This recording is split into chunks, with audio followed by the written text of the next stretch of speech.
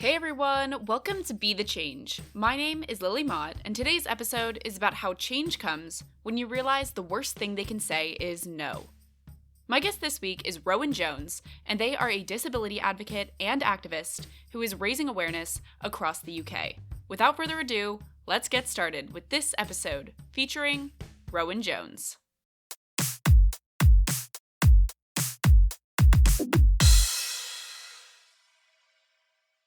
Hi, I'm Rowan. I'm a disability advocate and activist. I work on a national level with the Department for Education Send Advisory Group, but I also work with local autism charities. I do work in making my local community more accessible. And the advocate part, disability advocacy is something very important to me. And I think that's a more personal and local thing of helping friends, of helping out at college, of helping out in just general places. So yeah, that's what I do.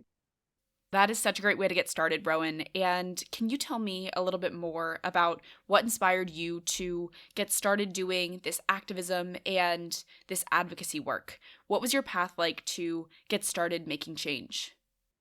Yeah, so it kind of started with I struggled a lot with emotional based school avoidance from the age of 11, and it resulted in me missing 5 years of education. And that sort of experience from before when I was disabled, but it wasn't as noticeable to being it's controlling everything that I'm doing and I can't function. And that really, when you don't have family members who are disabled, when that's not an experience you were exposed to before, it really throws you into it in the deep end. And I think it kind of made me realize how far we have to go in supporting disabled people.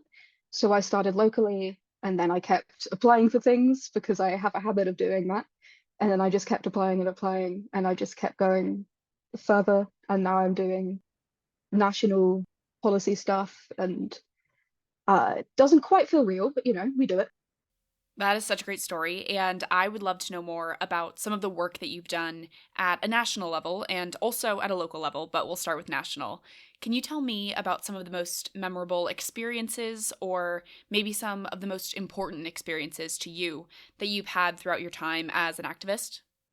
Yeah, I worked on the steering group of the Children at the Table campaign, which was a national campaign to this new government to get children involved in every stage of government, every part of it, and children, young people, and babies involved and focused on in the planning of everything, because it's not only our future, but it's our present, it's today, and something that I find really important is focusing that because to a government, it's like it's a bad few years, it's a bad policy that they need to change. But to us, that's our education, that's our one shot at a good start in life. And we don't get to redo that. They can change the policy, but we can't redo our lives. So that was a really important one to me.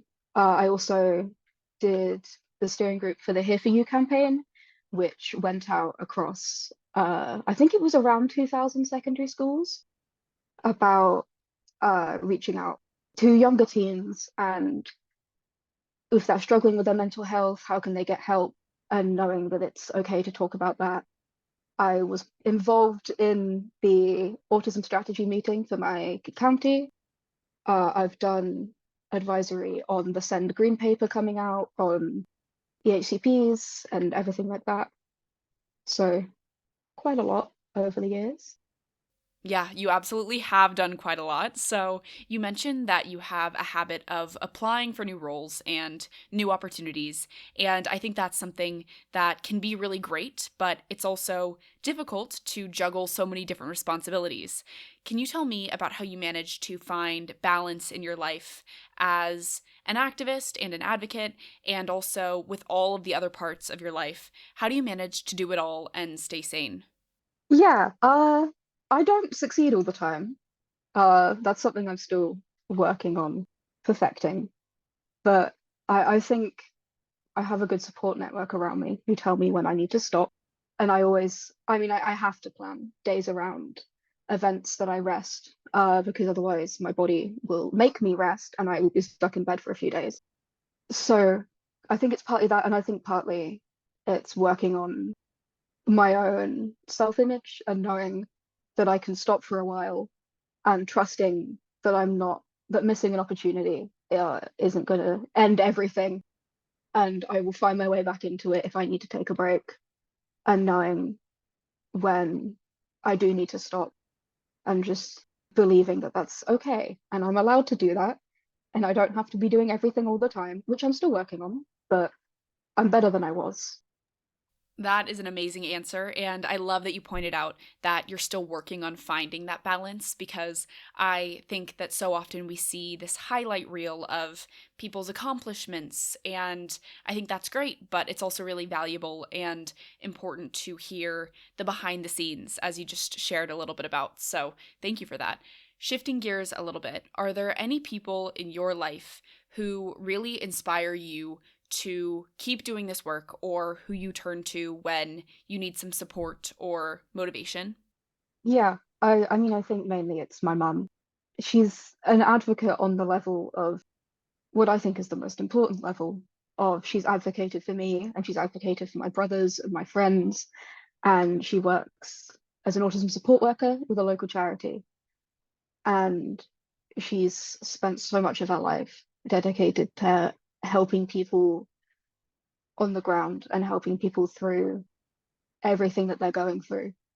And I think, she's let me do what I do. She's come along on plenty of boring train journeys and long days just so I can do what I can do. And I couldn't do it without her.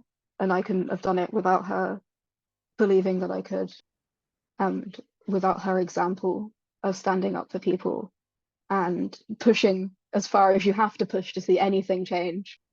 So I think it would be her. That is so great to hear, and thank you so much for sharing that with me. Your mom sounds amazing. That also brings me to a similar question.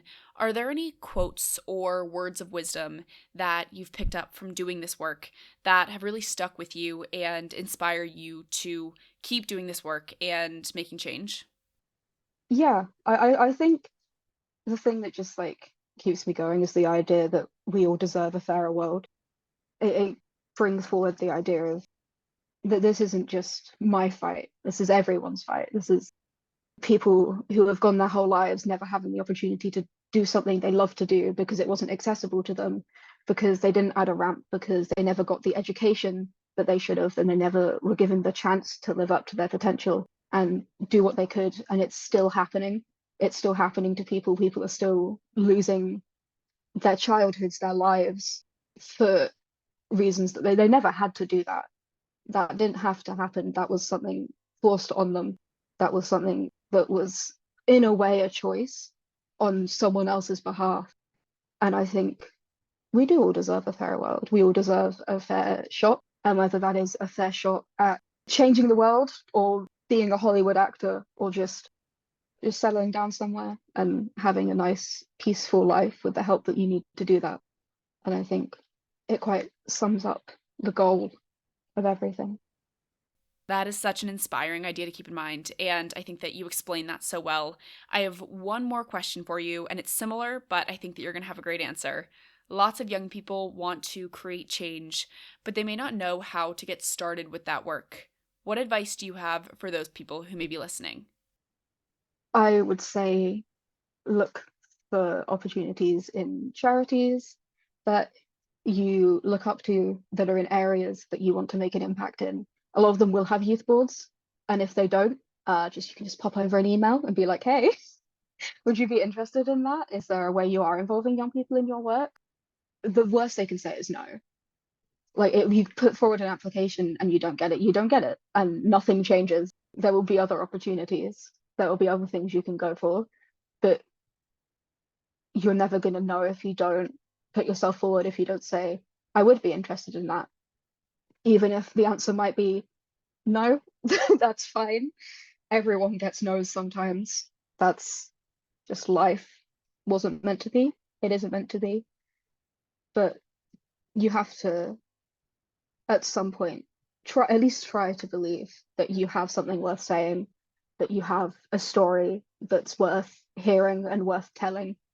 And you have to trust that you can do that, and that is a job that a role that you can fill.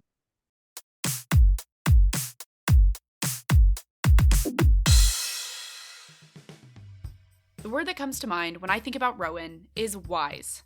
Rowan is such a thoughtful person, and it was really inspiring to listen to all of the advice that they shared. I want to highlight that last piece of advice about how the worst thing people can say is no. Don't let that fear of rejection hold you back from putting yourself out there and trying to get really exciting opportunities. You never know what could happen, so put yourself out there and go for what you want. Because change comes when you realize the worst thing they can say is no.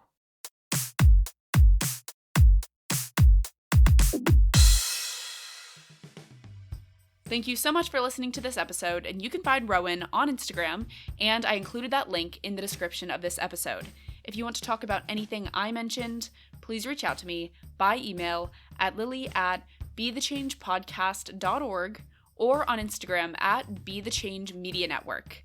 I am working on expanding Be The Change Media Network, which means bringing you more inspiring stories from amazing guests. If you enjoyed this episode, I would really appreciate it if you could leave the podcast a rating and a comment, because it will help these stories to reach, educate, and inspire more people. And I would also love to hear your thoughts and feedback. Tune in for my next episode, but until then, be the change you wish to see in the world. Bye, guys.